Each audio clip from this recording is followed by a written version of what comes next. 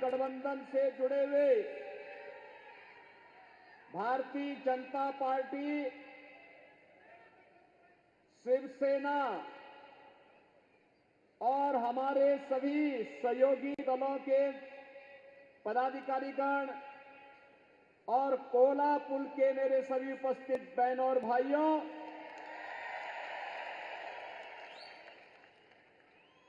महालक्ष्मी की इस पावन धरा को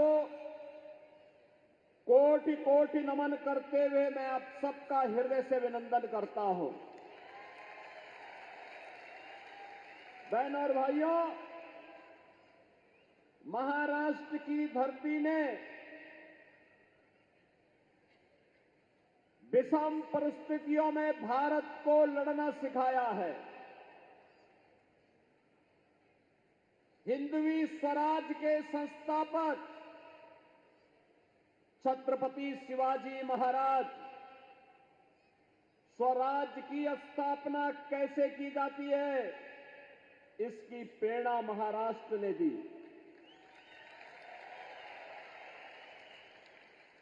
अटक से कटक तक एक राष्ट्र की परिकल्पना इसी महाराष्ट्र की धरती से पेशवा बाजीराव ने दिया था। बहनों और भाइयों, 1857 का प्रथम स्वातंत्र समर, ये आजादी का पहला स्वातंत्र समर है, जिसे कुछ इतिहासज्ञ मात्र क्रांति कहते थे। इसी धरती के सपूत वीर सावरकर ने कहा था कि नहीं, यह देश की आजादी का प्रथम स्वातंत्र है।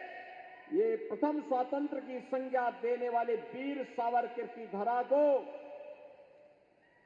स्वराज मेरा जन्मसिद्ध अधिकार है, मैं इसे लेकर के रहूंगा, इसका उद्घोष करने वाले गणनायक से लोकनायक की यात्रा को प्राप्त करने वाले लोकमान्य बाल गंगाधर तिलक इसी महाराष्ट्र की धरती ने देश को दिया।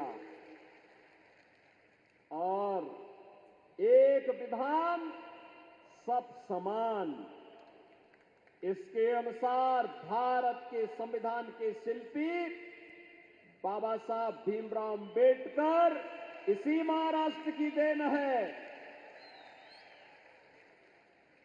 सामाजिक समता की स्थापना हो, महात्मा फुले ने यहीं से इसका उद्घोष किया था। और महिला शिक्षा का प्रचार प्रसार हो, सावित्रीबाई फुले ने इसका उद्घोष इसी धरा से किया था।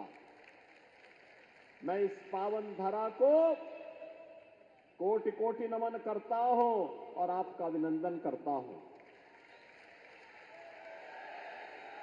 बहनों और भाइयों, मैं तो आज आपके पास आया हूं कहने के लिए, मैं लोकसभा चुनाव के समय यहां पर धैर्यशील माने के समर्थन के लिए आया था। आपने अपना समर्थन और आशीर्वाद उन्हें दिया, इसके लिए कृतज्ञता ज्ञापित करने के लिए आया हूं, आभार व्यक्त करने के लिए आया हूं और आपको अवगत कराने के लिए आया हूं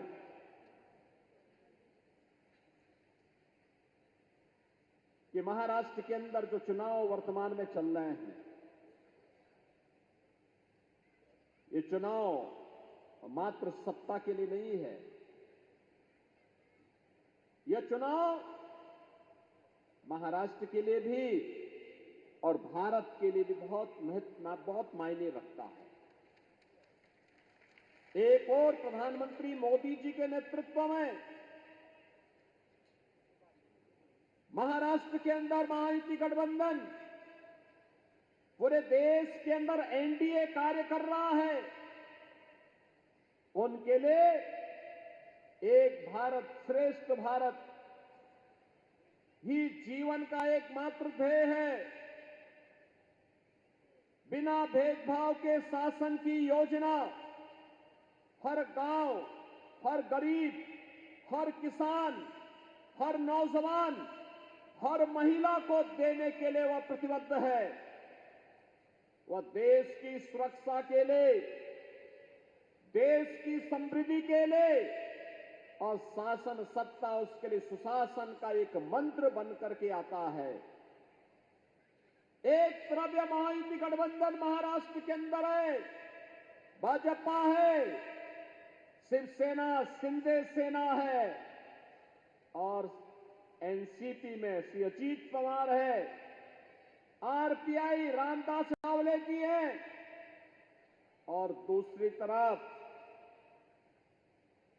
न नीति है, न नैतिक बल है, न निर्णय लेने की सामर्थ्य है। ऐसा महाअघाड़ी गठबंधन जो देश के साथ धोखा कर रहा है, धोखा। बहनों और भाइयों, ये महाअघाड़ी गठबंधन पहले एक दूसरे को धोखा दे रहा है, एक दूसरे को। कांग्रेस में, उद्धव ठाकरे में और पवार साहब में आपस में ही एक नूरा कुश्ती चल रही है, कौन किसको कितना मात दे देता है। और बहनों और भाइयों, उसके माध्यम से पहले ये अपने आप में आपस में धोखा देंगे, फिर हिंदू समाज को धोखा देंगे और फिर देश को ही लोग धोखा देंगे। आप मुझे बताइए, कांग्रेस का तो इतिहास ही भारत के साथ धोखा देने का रहा है। याद करिए, अगर कांग्रेस का नेतृत्व 1947 में चाहता तो देश कभी विभाजित नहीं होता, कभी विभाजित नहीं होता, भारत का विभाजन नहीं होता तो पाकिस्तान नहीं बनता।